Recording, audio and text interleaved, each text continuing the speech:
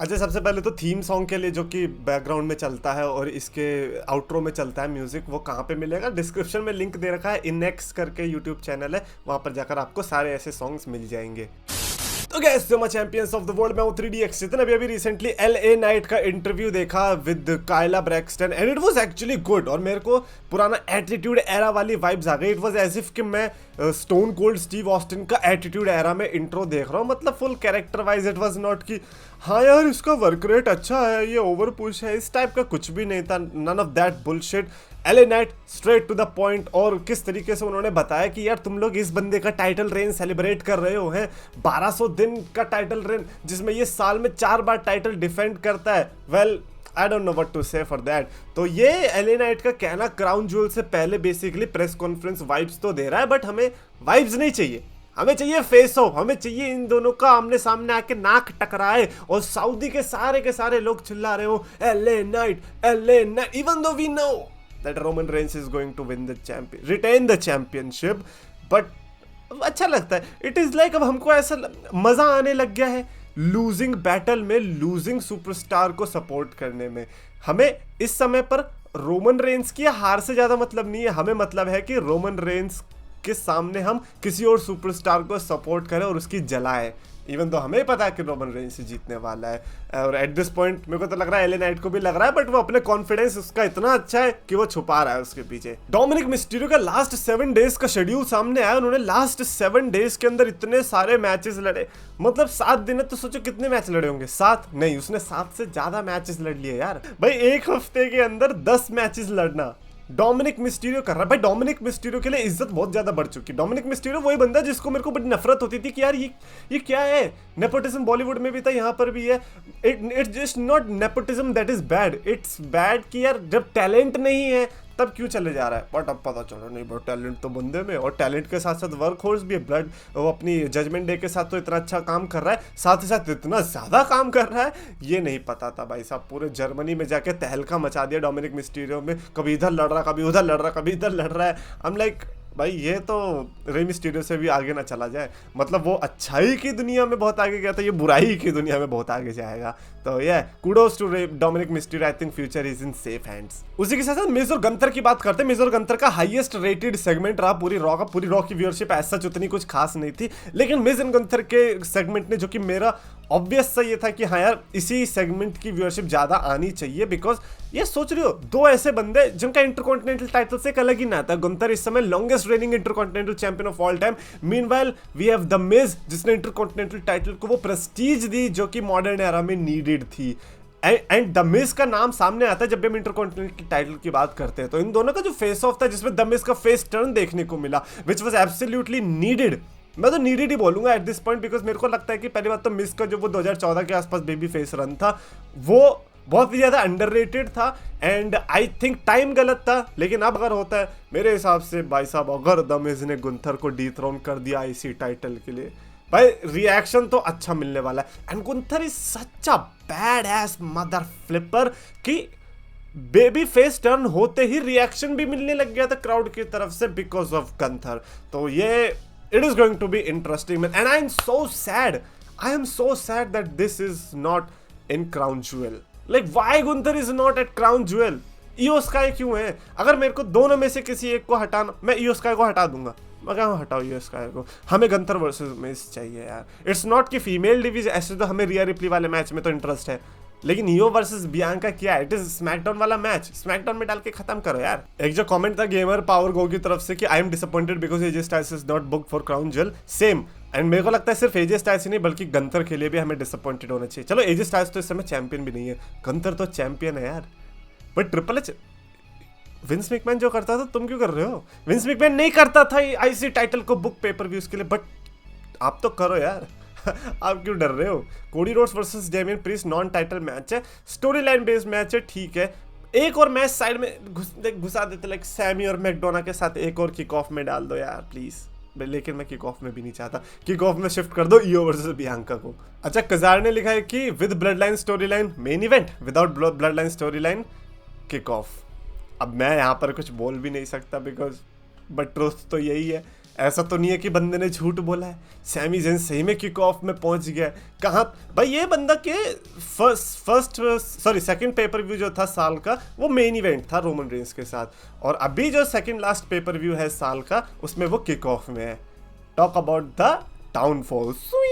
और ये तब है जब रॉ में इतना क्लासिक प्रोमो देखने को मिला सैमी ज़ेन की तरफ से। अब ये है कि सैमी ज़ेन इस चीज़ को यूज़ करे आगे चल के, तो है कि यार मेरे को किक ऑफ में डाल दिया एंड ऑल। क्योंकि एक बार याद है, जिमी एंड जे उसो को हर बार रेसलमेनिया के किक ऑफ में डालते थे, and then came a time जहां पर वो मेन इवेंट कर रहे हैं। तो देखो ऐसे डाउनफॉल अपफॉल ये सब तो चलते रहेंगे। अब हर कोई समोन फैमिली से तो नहीं है, और हर कोई किसी के आगे रेंस नहीं लिखा हुआ है, तो ऑब्वियसली उतार चढ़ाव तो चलते रहेंगे। बट ये है कि it's not about blood line और ऑल ऑफ दैट, इट्स कि यार सैमी ज़ेन के पास वैसे भी अभी कोई मैच था ही नहीं। और ये बड़ा बुरा है यार, जब रोमन रेंस से बंदा हार जाता है ना, तो सही में उसके पास वो हताश हो जाता है। सैमी ज़ेन के पास कुछ नहीं बचा, इवन केविन ओवेंस के पास कुछ नहीं बचा था। अभी जे उसो के साथ मैच हुआ था समर स्लैम में, उसके बाद जे उसो देखा वो तो डायरेक्ट रॉ में पहुंच गया कि मैंने रहना ही नहीं है स्मैकडाउन में।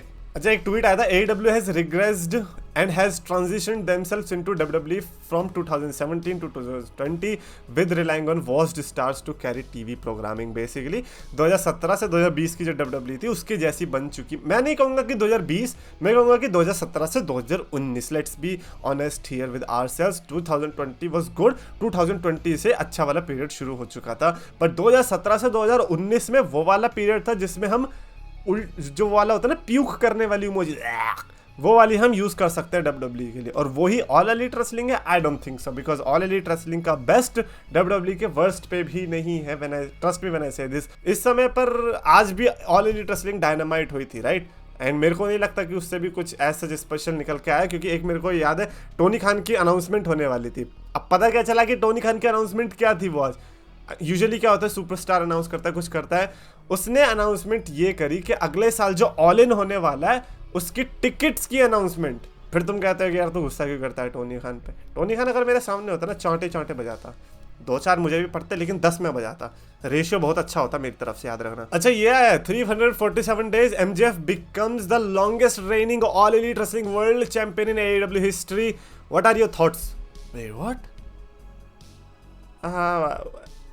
वो रियली ओके। तो इतना तो पता चल गया कि अगर बंदा लेस डिफेंसेस करता है तो लॉन्गेस्ट रेनिंग के रिकॉर्ड तो बन ही जाते हैं।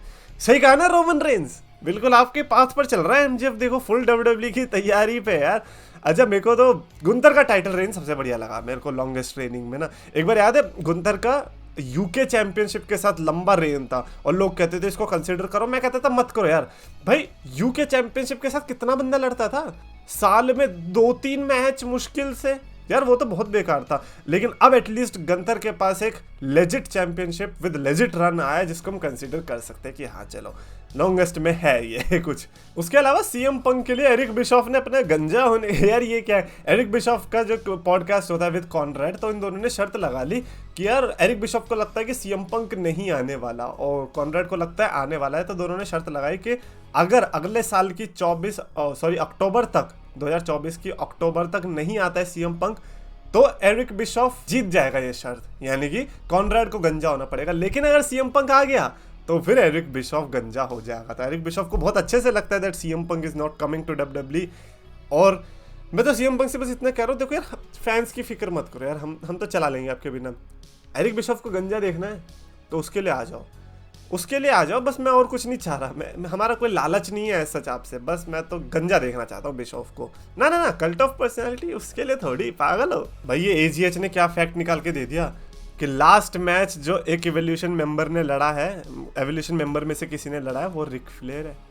ट्रिपल एच का मैच भी रिक फ्लेयर से पहले था, रैंडी का भी, बटीस्टा का भी। अच्छा चलो रैंडी ऑर्टन का तो हो जाएगा, बट मेरे को अब भी लगता है कि जब सब खत्म हो जाएगा, रिटायरमेंट हो जाएगी, तब भी लास्ट मैच रिक फ्लेयर का ही रहने वाला है। आई am so faithful in Ric Flair कि यार मेरे को लगता है कि हर कोई रिटायर हो जाएगा, एवोल्यूशन भी छोड़ो, हर कोई रिटायर हो जाएगा, रिक फ्लेयर तब भी लड़ ही रहा होगा।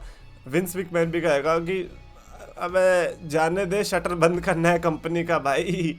And finally John Cena and Kevin Owens की बात करते हैं। जॉन सीना ने रिसेंटली एक वीडियो के दौरान, जो कि उन्होंने यूट्यूब पर निकाली है, जिसमें जॉन सीना रिएक्ट कर रहे हैं अपने मैचेस पर, तो उसमें उन्होंने केविन ओवेंस के लिए कहा कि केविन ओवेंस ने जो है मेरे अंदर से मेरा बेस्ट निकाला है।